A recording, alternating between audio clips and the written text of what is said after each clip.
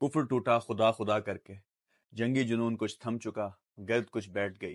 जनूबी एशिया की दो न्यूक्लियर रियासतों यानी पाकिस्तान और भारत के माबैन अमरीकी सालसी की बदौलत मुमकिन हुए सीज फायर को तकरीबन एक हफ्ता मुकम्मल होने को है।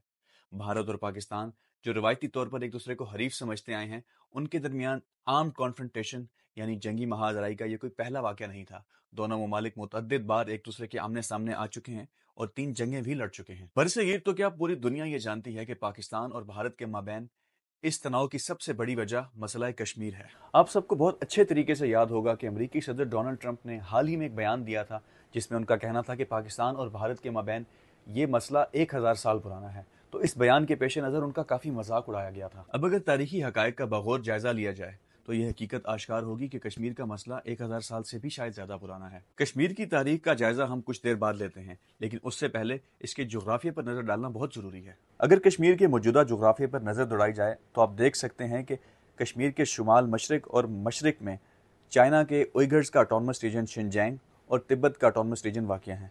कश्मीर के शुमाल मगरब और मगरब में बिलतरतीब अफगानिस्तान और पाकिस्तान वाक़ हैं, और कश्मीर के जनूब में हिमाचल प्रदेश और भारतीय पंजाब वाक़ हैं। कश्मीर का कुल रकबा 87,000 स्क्वायर माइल्स है, जिसमें से Indian Kashmir 39,127 square miles per मुश्तमिल है, जबकि Pakistani Kashmir 33,145 square miles per मुश्तमिल है, और चाइना का कुल एरिया 14,500 स्क्वायर माइल्स है। अगर आप मैप पर देखें तो शुमाली और मगरबी हिस्सा पाकिस्तानी कश्मीर और गिलगित बल्तिस्तान पर मुश्तमिल है, जबकि जनूबी और जनूब मशरकी हिस्सा इंडियन जम्मू कश्मीर और लद्दाख पर मुश्तमिल है। इसके अलावा शुमाल मशरकी हिस्सा अस्काई चीन का हिस्सा कहलाता है, जो कि चीन के पास है। अब आते हैं कश्मीर की तारीख की तरफ। कश्मीर की तारीख को आसानी से समझने के लिए हमने इसको दो पार्ट्स में डिवाइड किया है।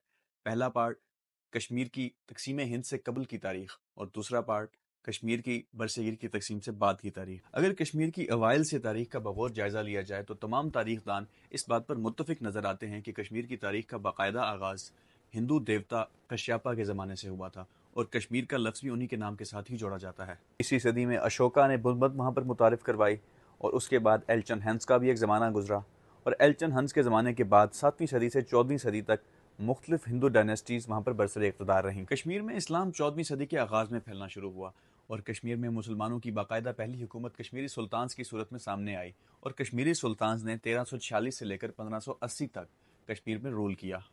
कश्मीर में मुग़लों की सल्तनत का आगाज़ 1580 से हुआ, और वो वहाँ पर 1750 तक बराजमान रहे। उसके बाद नादिर शाह के 1738 के हमलों ने मुग़लों को कमज़ोर कर दिया, और इसका दुरानी एम्पायर ने फ़ायदा उठाया, और अहमद शाह दुरानी ने 1752 में कश्मीर की कमान संभाल ली। 1752 से लेकर 1819 तक वहाँ पर दुरानी एम्पायर ही रही।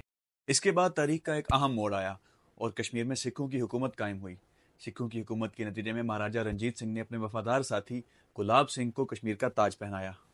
फिर 1845 में अंग्रेज़ों और सिखों के दरमियान पहली जंग हुई, और ट्रीटी ऑफ लाहौर और ट्रीटी ऑफ अमृतसर के नतीजे में 75 लाख रुपए के एवज अंग्रेज़ों ने गुलाब सिंह को कश्मीर हवाले कर दिया और इसको प्रिंसली स्टेट का दर्जा दे दिया। फिर अगले 100 साल तक डोगरा डायनेस्टी ही कश्मीर पर राज करती रही। यहाँ ये बात काबिल गौर और कश्मीरियों के लिए बायस फ़ख्र है कि अंग्रेज़ों ने कभी भी कश्मीरियों पर बाकायदा हुकूमत नहीं की। यहाँ से आगाज़ होता है कश्मीर की तारीख के दूसरे हिस्से यानी पोस्ट पार्टीशन का। बरसगीर की तकसीम के वक्त इस प्रिंसली स्टेट ने अपने मुस्तकबिल का फ़ैसला करना ही था कि आया ये आज़ाद रहना चाहती है या इंडिया या पाकिस्तान में से किसी एक के साथ शमूलियत इख्तियार करना चाहती है। अब चूँकि कश्मीर की अक्सरियती आबादी मुसलमान थी, मगर वहाँ का राजा हिंदू हरी सिंह था, जो कि डोगरा डायनेस्टी से ताल्लुक़ रखता था। अभी इस हवाले से कुछ बाकायदा फ़ैसला करना ही था कि हरी सिंह के ख़िलाफ़ पूंछ से सरदार अब्दुल क़य्यूम ने एक तहरीक शुरू कर रखी थी, और साथ ही साथ अक्टूबर 1947 में पाकिस्तान के पख्तून कबायली इलाका जात से कबायली लोगों ने कश्मीर को हासिल करने की गर्ज से मुजफ्फराबाद पर हमला कर दिया। इसकी खबर हरी सिंह को हुई तो उसने इंडिया से मदद मांगी, जिसके नतीजे में इंडिया के साथ उसको इल्हाक करना पड़ा और ट्रीटी ऑफ एक्सटेंशन साइन करना पड़ा।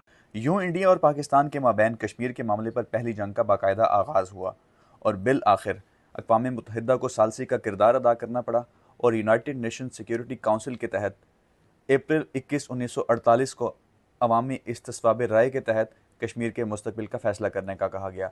ये प्लेबिसिट या अवामी इस्तिस्वाब राय आज तक मुमकिन नहीं हो सका। इस जंग के ख़ात्मे के लिए जनवरी 1949 में अक़वाम मुत्तहिदा ने सीज़ फायर का कहा, और इस सीज़ फायर को कराची एग्रीमेंट के तहत 27 जुलाई 1949 को बाकायदा अमल में लाया गया। इंडिया और पाकिस्तान की मुसलसल महाजराई के नतीजे में कश्मीरियों के अंदर आज़ादी की एक तमन्ना जागती रही। आज़ादी की ये तमन्ना थामे मिर्ज़ा अफजाल बेग اور شیخ عبداللہ نے Azad Jammu and Kashmir liberation front کے قیام کی بنیاد ڈالی۔ پہلے 1955 میں Azad Jammu and Kashmir liberation front اور پھر 1965 میں نیشنل لبریشن فرنٹ کا قیام اس بات کا ثبوت تھا کہ کشمیریوں کے اندر آزادی کی یہ تمنا اب ایک چنگادی کی صورت میں سلگ رہی ہے۔ یہاں یہ بات بھی قابل ذکر ہے کہ 1959 سے 1962 کے مابین چائنا اور انڈیا کے مابین بھی کشمیر کے معاملے کو لے کر جنگ ہوئی اور انڈیا کو کافی زیادہ حد تک جانی نقصان کا سامنا کرنا پڑا۔ پھر 1965 میں کشمیر کو لے کر انڈیا اور پاکستان کے مابین ایک دفعہ پھر سے جنگ ہوئی اور اس جنگ کا اختتام سوویت یونین کی ثالثی کے تحت تاشکنت ایگریمنٹ کے تحت وقوع پذیر ہوا۔ اس کے بعد 1971 میں پاکستان اور انڈیا کے مابین بنگلہ دیش کو لے کر بھی جنگ ہوئی، لیکن اس کا براہ راست تعلق کشمیر سے نہیں تھا۔ پھر شملہ اگریمنٹ بھی ہوا جس کے تحت لائن آف کنٹرول کو تسلیم کیا گیا۔ اس کے بعد 1980 کی دہائی کشمیریوں کے لیے انتہائی گمبھیر ثابت ہوئی جب 1984 میں کشمیری فریڈم فائٹر مقبول بھٹ کو پھانسی کے گھاٹ اتار دیا گیا، اور اس کے علاوہ 1984 میں انڈیا اور پاکستان ایک مرتبہ پھر سیاچن کے مقام پر قلیل مدت کے لیے آمنے سامنے ہوئے۔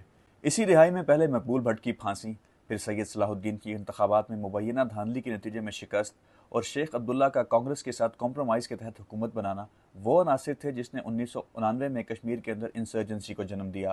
مذہبی فسادات بھی ان سالوں میں عروج پر رہے اور ہندو پنڈتوں کی فیملیز کو بھی کشمیر سے نکال دیا گیا۔ انڈیا جموں اور کشمیر میں جاری اس انسرجنسی کا ذمہ دار پاکستان کو ٹھہراتا ہے اور اس کا موقف یہ ہے کہ اس انسرجنسی کے اندر لڑنے والے تمام فائٹرز کو پاکستان کی لشکر طیبہ اور جیش محمد ہی ٹرین کرتے ہیں۔ تاہم پاکستان کی تمام حکومتیں اور افواج پاکستان انڈیا کے اس موقف کو مسلسل رد کرتے آئے ہیں اور ان کا کہنا ہے کہ کشمیریوں کی یہ سٹرگل اوریجنل ہے۔ کشمیر کے معاملے پر پاکستان اور بھارت کی مختلف پوزیشنز ان کو متعدد بار آمنے سامنے لا چکی ہیں، چاہے وہ 1998 میں کارگل کا مارکا ہو یا نیوکلیئر اٹیکس۔ انڈیا اور پاکستان کا اپنی ٹیریٹری میں کسی بھی قسم کے حملے کا ایک دوسرے کو ذمہ دار ٹھہرانا بھی اسی سلسلے کی ایک کڑی ہے، پھر چاہے وہ انڈین پارلیمنٹ بلڈنگ پر اٹیکس ہوں یا سمجھوتا ایکسپریس اٹیکس، ممبئی میں 26/11 کے حملے ہوں یا بلوچستان سے را کے ایجنٹ کلبھوشن یادو کی گرفتاری، دونوں ممالک ایک دوسرے کو ہی قصوروار ٹھہراتے ہیں۔ جہاں انڈیا ایک طرف اڑی، پلوامہ اور پہلگام جیسے واقعات کا ذمہ دار پاکستان کو ٹھہراتا ہے، تو وہاں پاکستان بھی جعفر آباد ایکسپریس پر ہونے والے حملے کا ذمہ دار بھارت کو ٹھہراتا ہے۔ کشمیر گزشتہ 8 دہائیوں سے انڈیا اور پاکستان کے مابین نہ ختم ہونے والی جھڑپوں کی وجہ سے مسلسل بدامنی کا شکار ہے۔ کبھی یہاں کے لوگوں کا اسپیشل سٹیٹس چھین لیا جاتا ہے تو کبھی مذہبی شناخت کا حوالہ بنا کر سیاحوں کو موت کے گھاٹ اتار دیا جاتا ہے۔ جہاں تمام فریق کشمیر کے پانیوں کی ملکیت کے دعوے دار تو ہیں، مگر وہیں کشمیری جانوں کے ضیاع سے خود کو دستبردار سمجھتے ہیں۔